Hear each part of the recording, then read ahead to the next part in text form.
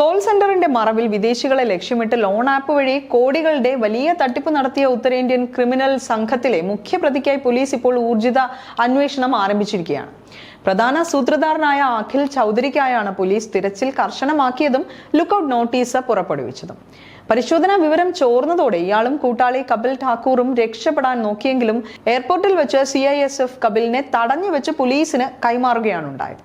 എന്നാൽ അഖിൽ ചൗധരി വിമാനത്താവളത്തിലൂടെ രക്ഷപ്പെട്ടിട്ടില്ല എന്നും ഇയാൾക്കായി തിരച്ചിൽ ഊർജിതമാക്കിയെന്നുമാണ് ഇപ്പോൾ പോലീസ് പറയുന്നത്.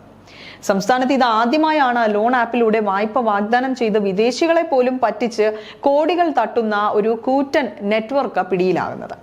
ഉത്തരേന്ത്യക്കാരായ 18 പേരെ കസ്റ്റഡിയിലെടുത്തതിൽ 13 പേരുടെ അറസ്റ്റ് പോലീസ് ഇപ്പോൾ രേഖപ്പെടുത്തി കഴിഞ്ഞു. ശ്രീകാര്യത്തിനടുത്ത് പൊങ്ങുമൂട് ചേന്തിയിലാണ് ഇവർ 1.5 മാസം മുൻപ് വീട് വാടകയ്ക്കെടുത്ത് വലിയ തട്ടിപ്പ് കേന്ദ്രം ആരംഭിച്ചത്.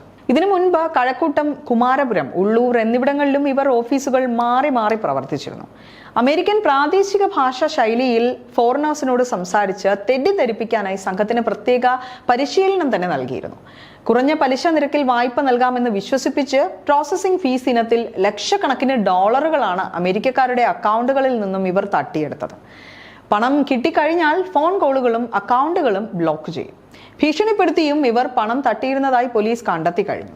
അന്യസംസ്ഥാന തൊഴിലാളികളെ കേന്ദ്രീകരിച്ച് ലഹരി വിൽപ്പന നടത്തുന്നുണ്ടെന്ന വിവരത്തെ തുടർന്ന് സിറ്റി പോലീസ് കമ്മീഷണറുടെ കീഴിലുള്ള ഡാൻസ് ഓഫ് സംഘം നടത്തിയ ഓപ്പറേഷൻ തൂഫാൻ മിന്നൽ പരിശോധനയിലാണ് ഈ വലിയ സംഘം പോലീസ് പിടിയിലായത്.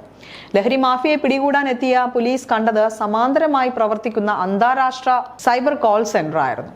അനധികൃത പണമിടപാടുകളും വലിയ തട്ടിപ്പുകളും നടത്തിയ സംഘത്തിലെ പ്രധാന തലവൻ അഖിൽ ചൗധരിക്കായി സിറ്റി പോലീസും സൈബർ വിഭാഗവും ചേർന്ന് ഊർജിതമായ അന്വേഷണം നടത്തിവരികയാണ്.